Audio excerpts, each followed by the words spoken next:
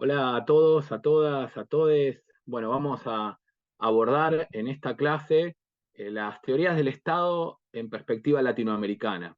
Nuestra idea es compartir a muy trazos gruesos algunas claves interpretativas de la estatalidad en Latinoamérica y el Caribe, atendiendo a lo específico, diríamos a lo situado, a los rasgos distintivos del Estado en nuestra región. Ya hemos estado trabajando las características, los planteamientos de algunas de las tradiciones críticas a nivel más amplio, ¿no? Iniciando quizás con Marx, abordando la perspectiva de Gramsci y de otros que postulan sin duda, digamos, un vínculo estrecho entre Estado y capitalismo, ¿no? Pensando que cuando nos referimos al Estado en un sentido estricto, estamos hablando del Estado en la sociedad capitalista, el Estado que emerge con el contexto global, si se quiere, con el sistema mundo. Por lo tanto, una primera cuestión que nos interesa plantear en ese sentido es, digamos, no dejar de lado esas características y rasgos que de alguna forma destacan ciertos clásicos, como puede ser el propio Marx, al momento de referirnos a la dimensión estatal en toda su complejidad, pero sí cepillar a contrapelo o plantear la necesidad de una descolonización también epistémica, política, de alguna manera una ruptura con ciertas miradas eurocéntricas o que a partir de la experiencia europea intentan generalizar categorías, conceptos, incluso rasgos que pueden estar presentes en ese contexto de emergencia del capitalismo en Europa Occidental, pero que sin embargo requieren situarse también desde un punto de vista de la periferia, en nuestro caso, del propio sur global. Y ahí eh, planteamos como primer cuestión importante esta propuesta del propio Martí, ¿no? De conocer nuestras Grecias. Es decir, de poder revitalizar, dar cuenta de la producción situada de América Latina y el Caribe que ha intentado reflexionar en torno a las características, la originalidad, lo específico de la propia realidad latinoamericana, ¿no? Y eso supone sin duda cepillar a contrapelo, plantear los límites de lo que René Zabaleta llamaba un modelo de regularidad, ¿no? Es decir, obviamente no desechar la perspectiva crítica, la matriz de análisis, por ejemplo, marxista o de otras tradiciones emancipatorias, pero sí dar cuenta de sus límites al momento de intentar comprender la realidad concreta de América Latina. Entonces, un primer punto, como decíamos, fundamental es partir de asumir al capitalismo como un sistema mundo, ¿no? Dentro del que se inscribe, obviamente, la estatalidad, o en un sentido más estricto, un sistema interestatal. Capitalismo y Estado emergen en simultáneo, ¿no? Y esto de alguna manera ya lo empezamos a trabajar previamente. Son co-constitutivos Estado y capitalismo, más allá de que podamos decir que el Estado es un momento específico de la relación social capitalista, hay un punto, un momento bisagra, que es sin duda el contexto de emergencia, de expansión, pero sobre todo de articulación entre territorios como puede ser el de Abya Yala, o América Latina y el Caribe, o el conjunto del continente americano, y la dinámica de Europa, a partir de la cual se va estructurando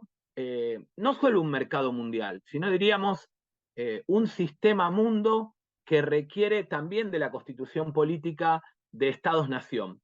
que fracturan territorialmente a el capital a escala global y que se articulan a partir de una relación básica, y esto está presente en la reflexión de Marx, que es la relación capital-trabajo. Ahora bien, esta dinámica de contradicción que involucra al capitalismo, a nuestro modo de ver, pensándonos desde el sur global y en particular desde Latinoamérica, requiere asumir que estamos en presencia de un sistema, como suelen plantear varios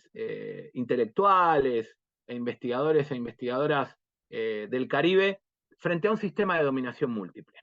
Frente a un sistema, obviamente, es un sistema mundo, que podemos denominar capitalismo, que podemos incorporar también y plantear que es múltiple en la medida en que articula, entrevera e imbrica diferentes formas de dominación, dinámicas de poder y de subalternidad, que no solo son asimétricas, sino que se articulan.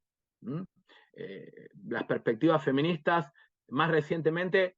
o por lo menos en las últimas décadas, han postulado la necesidad de pensar, por ejemplo, en la interseccionalidad, la imbricación, la retroalimentación y articulación de formas de dominio y de opresión que no solo involucran entonces al capitalismo, sino también al heterosis-patriarcado y a la colonialidad a partir de 4 ruedas, como suelen decir las y los zapatistas, que hacen girar a esta hidra de 1000 cabezas, a este sistema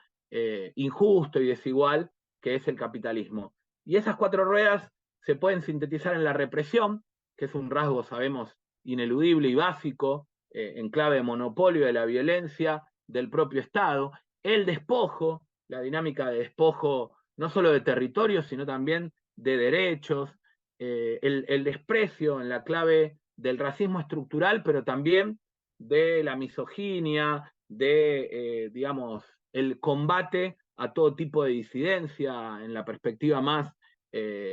digamos, de identidades sexoafectivas, y finalmente la explotación, ¿no? Si asumimos que un rasgo básico de la sociedad capitalista es la explotación de clase. Por eso nos parece importante también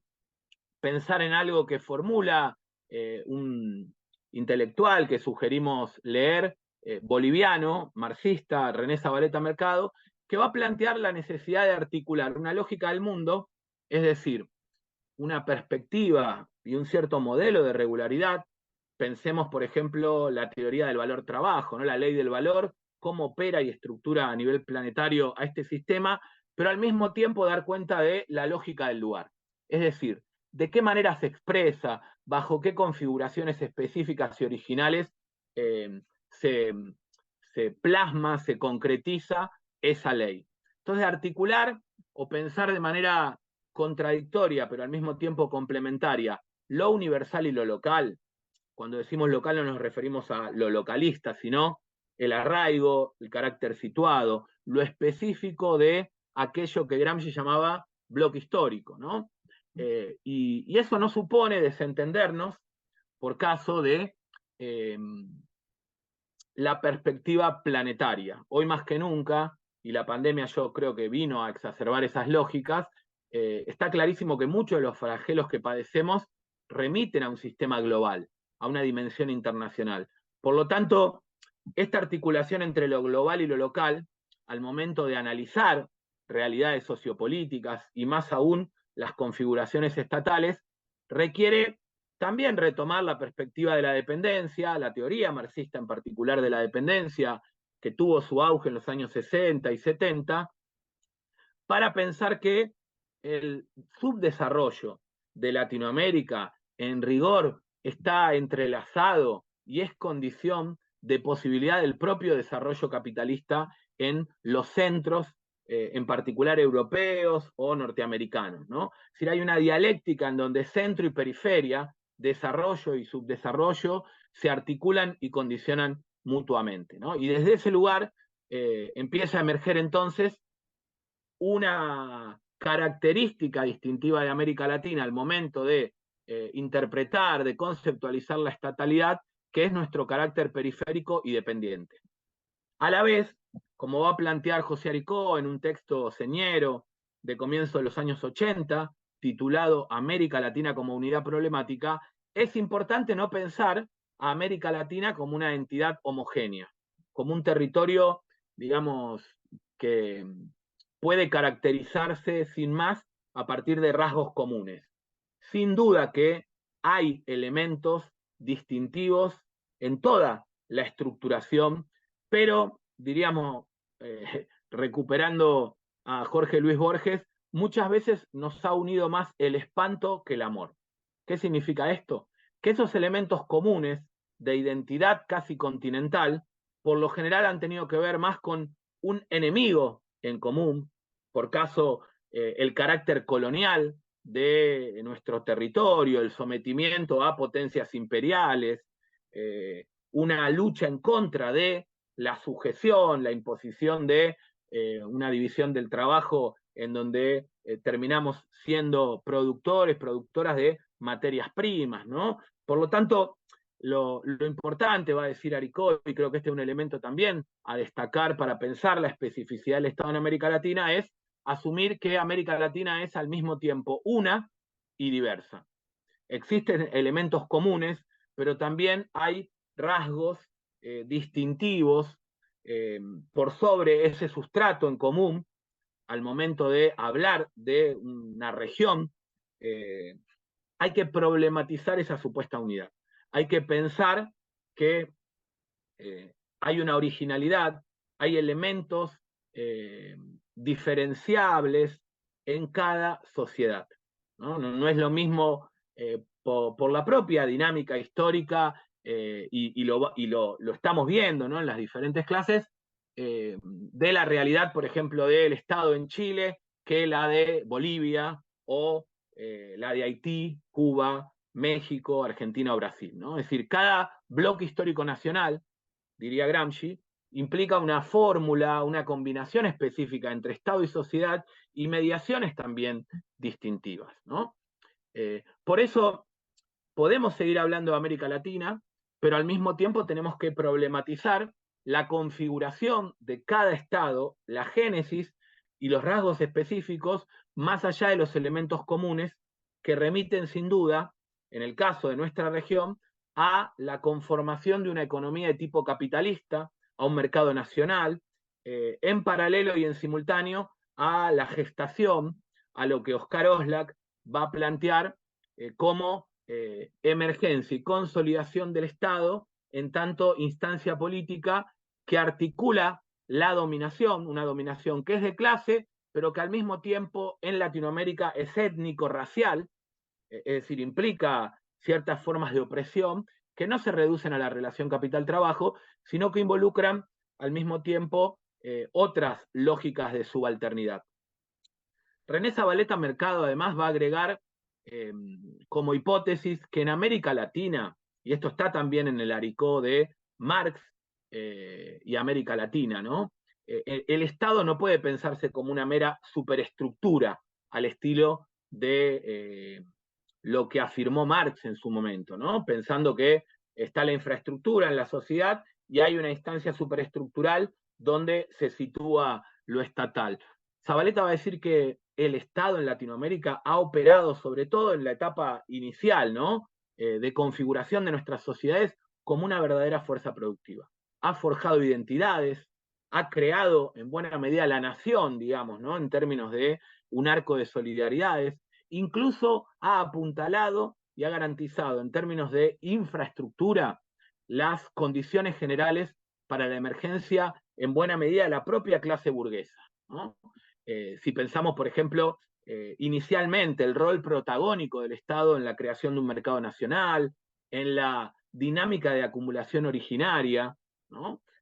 Por lo tanto, este es un elemento, si se quiere, fundamental para pensar en cómo el Estado ha tenido un rol protagónico en el devenir de las propias sociedades latinoamericanas, ¿no? En muchas ocasiones hasta podríamos decir que las clases sociales no preexistieron al Estado, sino que fueron una consecuencia de la iniciativa misma del Estado en esa articulación e interdeterminación entre Estado y sociedad al momento de configurar el capitalismo mismo en la región. También la existencia del Estado en Latinoamérica, va a decir Oscar Oslak, en varios textos, además de en este libro que es un clásico, La formación del Estado argentino, va a tener que ver con un proceso prolongado, conflictivo y violento, donde el Estado va adquiriendo rasgos o atributos, ¿no? Y estos rasgos y atributos que se van adquiriendo suponen determinadas capacidades, si se quiere, estatales. La primera es la externalización del poder, es decir, ser reconocido por el sistema interestatal, como instancia, ¿no?, de monopolio, no solo de la coerción, sino al mismo tiempo de legitimidad en términos weberianos, institucionalizar esa autoridad, algo que en muchas realidades demoró décadas. Pensemos por caso el proceso de culminación, ¿no?, de configuración del Estado en Argentina, recién luego de la mal llamada conquista del desierto, que fue un genocidio sobre los pueblos indígenas, se logra conseguir la estabilidad del monopolio coercitivo en el conjunto del territorio, ¿no? Y al mismo tiempo poder diferenciar en una trama institucional distintos espacios o instancias de tipo burocrático, administrativas, que tienden cada vez más a la profesionalización.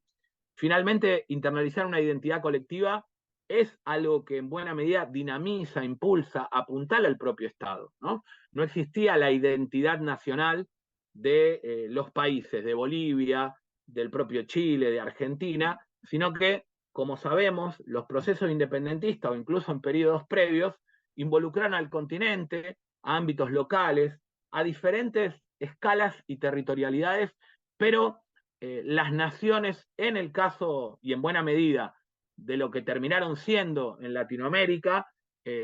no son preexistentes a la estatalidad, sino que son un producto arduo, convulsionado, tumultuoso del propio accionar del Estado y en particular de ciertas élites. Un elemento fundamental que va a introducir, por ejemplo, un autor como Norbert Lechner en un texto clásico, ¿no?, La crisis del Estado en América Latina, es, en este sentido, pensar en dos rasgos distintivos de la estatalidad latinoamericana. Una, como decíamos antes, es que nuestras sociedades están subordinadas a un proceso global de acumulación capitalista. Y por lo tanto, la hegemonía, la dirección y la orientación de la matriz societal, de la dinámica misma de nuestras sociedades, es externa. Bueno, Argentina está transitando hoy por hoy una crisis muy aguda en donde podríamos decir de manera casi literal que el Fondo Monetario Internacional, es decir, que instancias supranacionales eh, direccionadas por algunas de las principales potencias imperiales, en particular Estados Unidos, hoy condiciona a través del Fondo Monetario no solo las políticas económicas, sino también la orientación general de la sociedad. Entonces, este es un elemento no menor al momento de pensar el Estado en la periferia capitalista. El otro que destaca Lechner y que también nos parece importante es la heterogeneidad estructural, es decir, la yuxtaposición, la articulación a veces de manera más o menos orgánica de distintas relaciones de producción. Esto supone asumir que no se ha desarrollado en forma homogénea el capitalismo y las relaciones sociales de producción que supone a lo largo y ancho del continente, sino que perduran relaciones sociales de vasallaje, incluso de semiesclavitud, formas comunitarias de vida social, en particular a nivel rural, y esto trae aparejado que el Estado no haya logrado históricamente, al menos durante el siglo XX,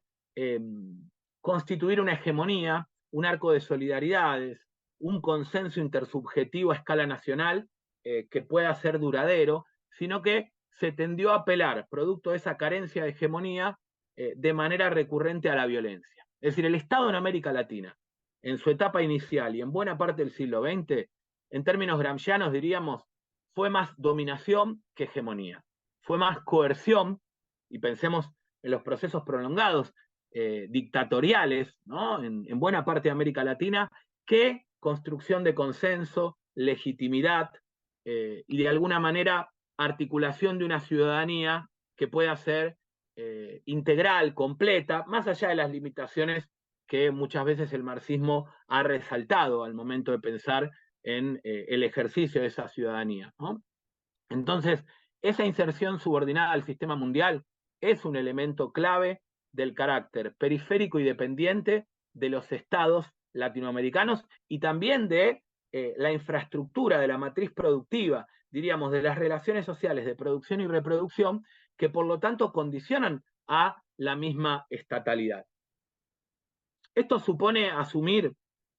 no solo al Estado en una clave del Marx clásico, en la perspectiva de una forma específica de relación social, sino también intentar dar cuenta de qué formas históricamente específicas ha ido asumiendo en el devenir de nuestras sociedades la propia estatalidad, ¿no?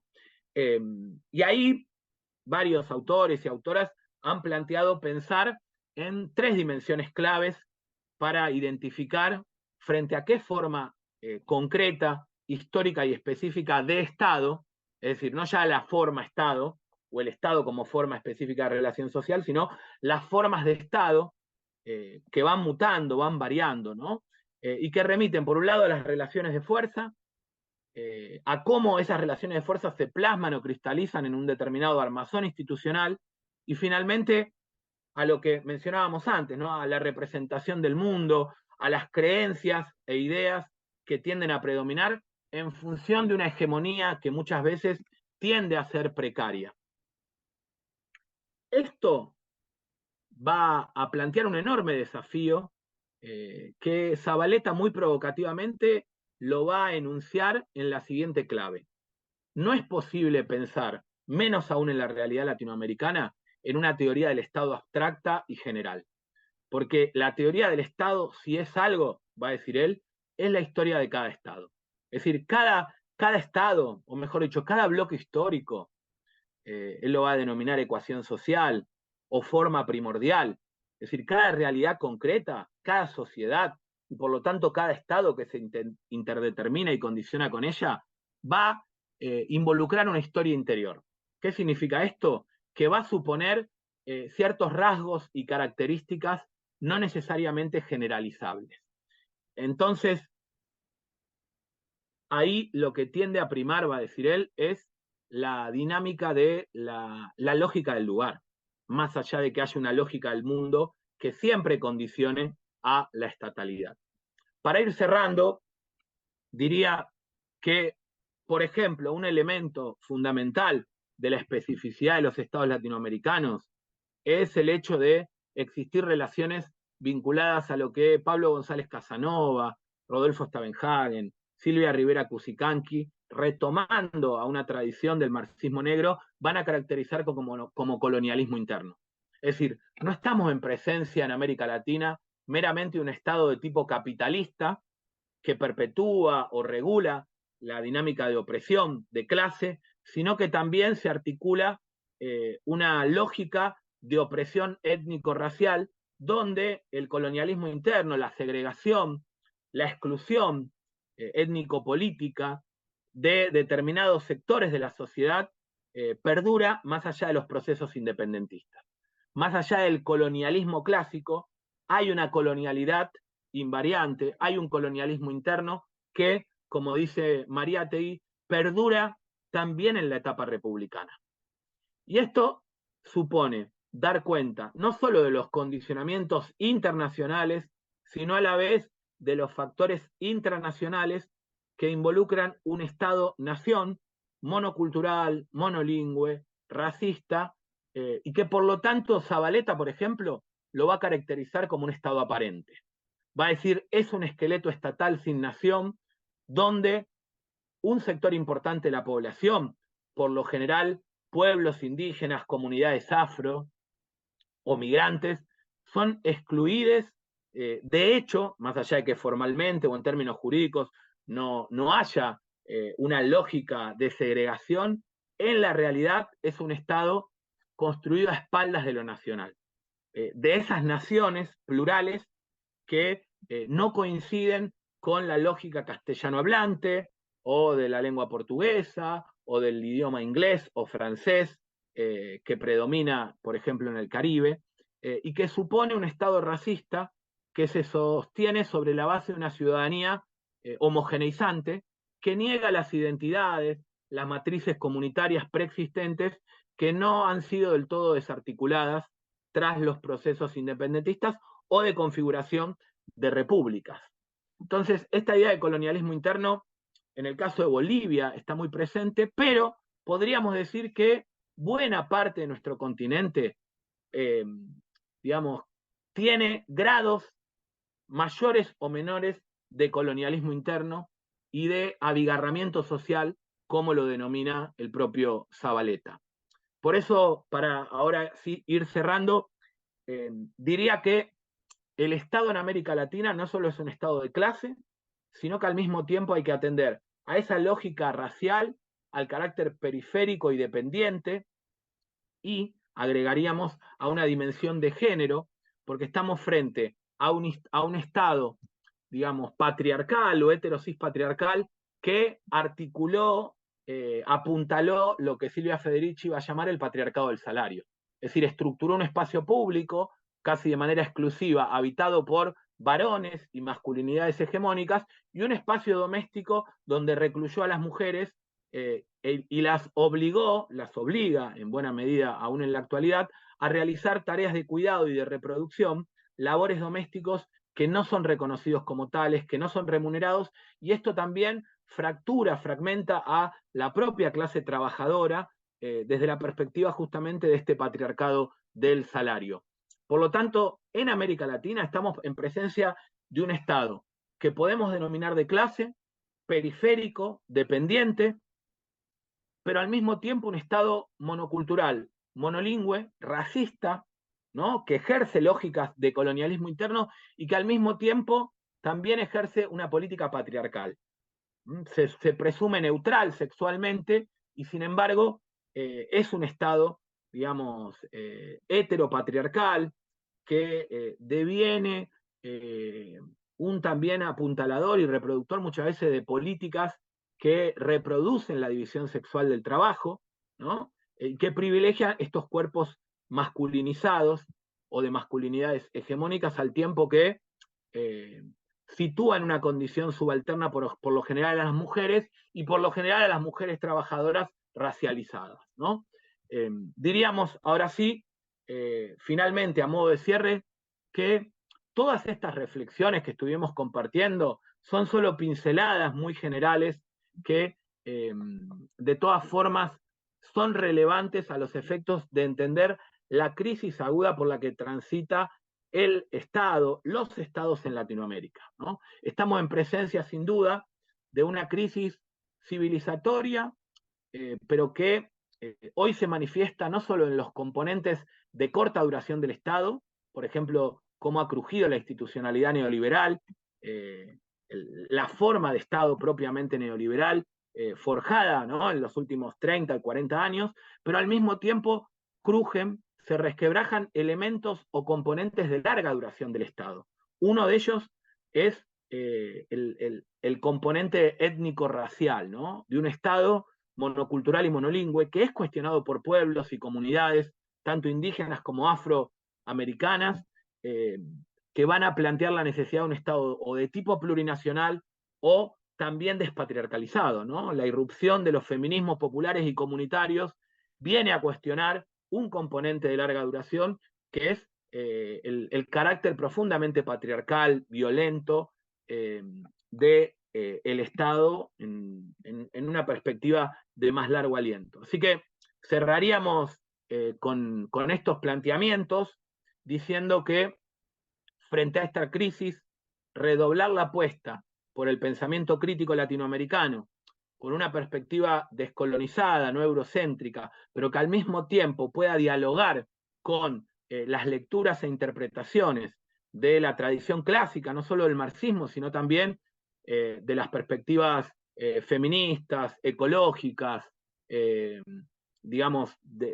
también de un planteo que trata de pensar al buen vivir como un eje estructurador de una propuesta superadora a esta crisis, es más urgente que nunca. Así que bienvenida esta revisión somera, aproximativa a las perspectivas latinoamericanas al momento de abordar, de analizar el Estado en estos tiempos tan convulsionados.